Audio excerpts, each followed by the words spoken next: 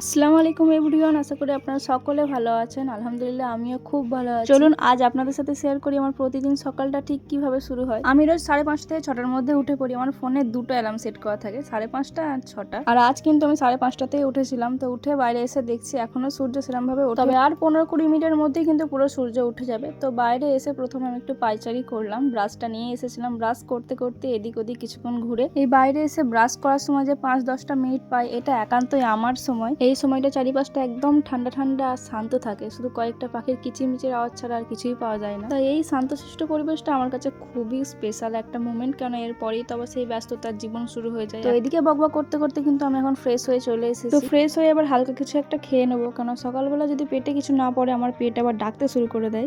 তো সে যাই হোক, চলুন সকালবেলা আমি কি খাই সেটাই শেয়ার করি। তো এখানে রয়েছে হচ্ছে ছোলা আর কিশমিশ ভেজানো পানি। এটা আমি ওভারনাইট ভিজিয়ে রাখি, দেন সকালে উঠে খেয়ে নিই। এই গরমে শরীর সুস্থ রাখার জন্য আমাদের এখন প্রচুর পরিমাণে পানি খেতে হবে, তাই সেই স্ট্রাগলটা একদম ঘুম থেকে উঠেই শুরু করে দিই। তবে খালি পেটে এই তিতকুটে টাইপের পানি খেতে আমার একদম ভালো লাগে না, কিন্তু শরীরকে সারাদিন ডিহাইড্রেশন থেকে রক্ষা করার জন্য খেতেই হবে। খাওয়া দাওয়ার পর আমি এখন চলে এসেছি আব্বুর ঘরটা গুছিয়ে দেওয়ার জন্য। তো বিছানাটা প্রথমে ঠিক করে নিলাম, দেন ঝাঁট দিয়ে নিলাম, কারণ একটু পরেই সবাই পড়তে চলে আসবে, তাই ওরা পড়তে আসার আগেই আমি সমস্তটা ঠিক করে রাখার চেষ্টা করি। আর এদিকে এখন আব্বু খাওয়া দাওয়া করে বেরিয়ে পড়লো কাজে যাওয়ার জন্য, আর ওদিকে আমিও ঘরটা ঝাড়ু দিয়ে নিলাম। প্রথমে তো এই ঘরটাই ঝাড়ু দিয়ে নিলাম, কিন্তু ওইদিকে তো বুনি এখনো ওঠেনি, তাই ওই ঘরটা আগে গুছাইনি, এই ঘরটা গুছিয়ে তারপর ওই ঘরে যাব।